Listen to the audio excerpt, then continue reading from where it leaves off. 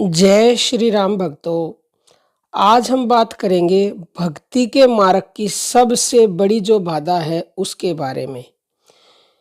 जो भी व्यक्ति मोक्ष चाहते हैं, मुक्ति चाहते हैं, प्रभु की प्राप्ति चाहते हैं, ये वीडियो उनके लिए है। क्योंकि बहुत से मनुष्य ऐसे हैं जो सकाम भाव से बचते हैं, बहुत से ऐसे हैं जो निष्काम भाव से बचते हैं। जो निष्काम भाव से बचते हैं उनकी केवल एक ही चाहना होती है कि वो मोक्ष को प्राप्त करें, मुक्ति को प्राप्त करें, भगवान को पाले। और बल्कि जो असल मायनों में जो संत होते हैं ना, वो तो मुक्ति की भी चाहना नहीं करते, वो तो बस भक्ति करते हैं। तो सबसे पहले तो भक्ति किसको कहते हैं?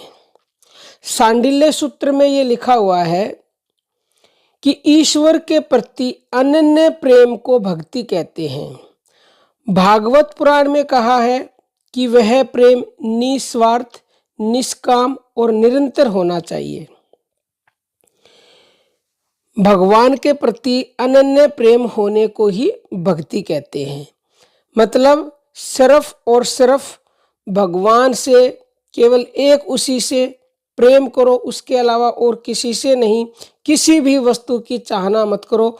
उसी को बोलते हैं अनन्य प्रेम या फिर भक्ति।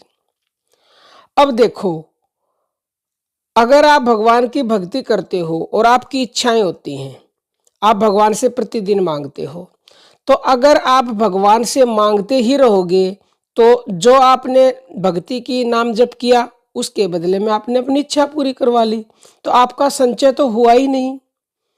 तो जब तक संचय नहीं होगा, जब तक मुक्ति नहीं हो सकती। तो नानक जी कहते हैं कि मांगते ही रहोगे तो फिर भक्ति कब करोगे, संचय कब होगा? तो इसीलिए जो भी व्यक्ति भगवान को प्राप्त करना चाहते हैं वो उनसे अनन्य प्रेम करें, उनको पाने के लिए ही सिर्फ भक्ति करें। क्योंकि इच्छाएं तो भगवान बहुत ही जल्दी पूरी कर देते हैं। क्यों? क्योंकि अब आपने भगवान की भक्ति की और कोई इच्छा जाहिर की तो भगवान सोचते हैं कि इसको ले दे के पीछा छुड़ाऊं। क्योंकि जो अनन्य भक्त होता है उसके तो फिर भगवान पीछे पीछे घूमते हैं, उसकी तो हर बात मानते हैं। तो क्यों चाहेंगे भगवान? भगवान सब कुछ दे देंगे, एक अनन्य भक्ति ही बड़ी मुश्किल से देते हैं। तो भक्ति के मार्ग में भी सबसे बड़ी जो बाधा है वह है मांगना। मांगना ही प्रेम मार्ग में बाधा है। अब देखो, बालों में मांग निकालते हम, मांग तो बालों को भी दो हिस्सों में बांट देती है।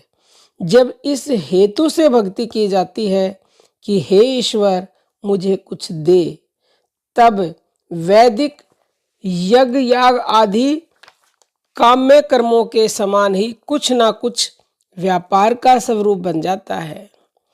ऐसी भक्ति राजस या फिर रजोगुणी कहलाती है। ऐसी राजस भक्ति में मन की पूरी पूरी शुद्धि नहीं होती। इच्छाएं तो पूरी हो जाएंगी लेकिन मन पूर्णतः शुद्ध नहीं होगा। और जब तक मन पूर्णतः शुद्ध नहीं होगा तब तक दिव्य नहीं होगा। दिव्य नहीं होगा तो परमात्मा तो दिव्य है, उनको आप प्राप्त कर नहीं सकते। क्योंकि दिव्य से ही दिव्य को प्राप्त किया जा सकता है। जब चित्त की पूरी पूरी शुद्धि नहीं होती तो आत्म उन्नति और मोक्ष प्राप्ति में बाधा आ जाती है। आत्मशास्त्र प्रतिपादन करता है कि पूर्ण निष्कामता का तत्व ही भक्ति मार्ग में सहायक होता है। गीता में भी श्री कृष्ण भगवान ने भक्तों की 4 श्रेणियां बताई हैं। अध्याय 7 में प्रथम वे भक्त जो दुख निवृत्ति के लिए भगवान की भक्ति करते हैं, दूसरे अर्थ के लिए, और तीसरे जानने के लिए भगवान की भक्ति करते हैं। किंतु ज्ञानी तो भगवान का ही स्वरूप होता है, पर जो कुछ भी पाने के लिए भगवान की भक्ति करता है उसे निकृष्ट श्रेणी का भक्त बतलाया गया है। उत्तम भक्त परमेश्वर का ज्ञान होने के कारण स्वयं अपने लिए कुछ भी प्राप्त करने की इच्छा नहीं रखता। उस पुरुष का संपूर्ण भूतों में कुछ भी स्वार्थ भाव नहीं होता। गीता अध्याय 3 में कहते हैं भगवान, परंतु नारद आदि को के समान ज्ञानी पुरुषों को तो केवल कर्तव्य बुद्धि से ही परमेश्वर की भक्ति करता है, वही सब भक्तों में श्रेष्ठ है। गीता अध्याय 7। यह भक्ति भागवत पुराण के अनुसार 9 प्रकार की होती है, जो नवधा भक्ति हमने एक वीडियो भी बनाई थी।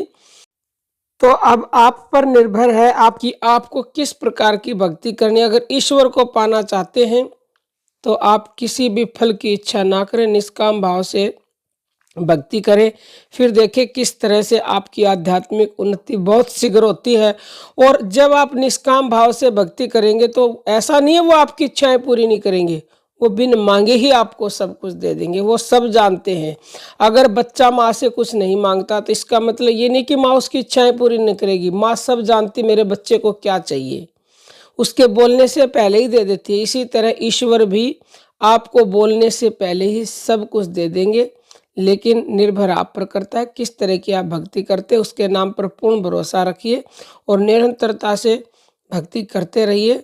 अब हम अपनी वाणी को विराम देते हैं। जय श्री राम भक्तों।